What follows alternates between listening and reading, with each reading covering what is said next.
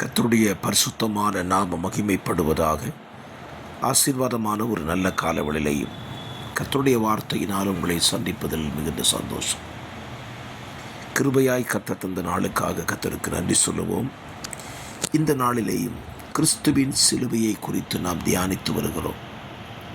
கிறிஸ்துவின் சிலுவை நமக்கு சொல்லிக் கொடுக்கிற உபதேசம் ஒரு மனிதனுடைய பாவத்திற்கான பரிகாரமே சிலுவையில் சிந்தப்பட்ட இயேசு கிறிஸ்துவின் இரத்தம் என்பதை நேற்றைக்கு தியானித்தோம். இன்றைக்கு மனிதர்கள் தான் செய்த பாவத்துக்கான பரிகாரத்தை மிருகங்களுடைய இரத்தத்தை கொடுத்து பாவ பரிகாரத்தை பெற்றுக்கொள்ளலாம் என்று நினைக்கிறார்கள். பழைய ஏற்பாட்டில் இது பிரமாணமாய் இருந்தது. ஆனால் புதிய ஏற்பாட்டிலே இயேசு கிறிஸ்துவின் இரத்தம் மாத்திரம்தான் பாவத்துக்கான பரிகாரமாய் சொல்லப்பட்டுள்ளது.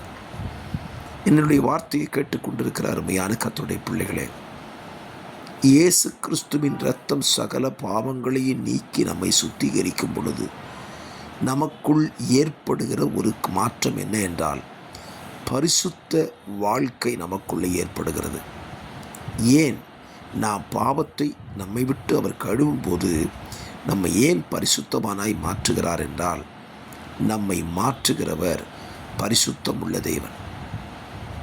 ஆகவே தன்னை சேவிக்க வேண்டிய, தன்னை ஆராதிக்க வேண்டிய மனிதன் பரிசுத்தம் உள்ளவனாய் இருக்க வேண்டும் என்று கருதி தன்னுடைய இரத்தத்தினால் அவன் பாவங்களை கழுவுகிறார். அப்பொழுது அவன் பரிசுத்தவானாய் மாற்றப்படுகிறான். இன்றைக்கும் உங்கள் பாவங்களை கழுவி அவர்களை பரிசுத்தமாக்கி இருக்கிறதுனாலே பரிசுத்தரை நீங்கள் ஆராதிப்பதினால் பாக்கியசாலிகள். ஆமென்.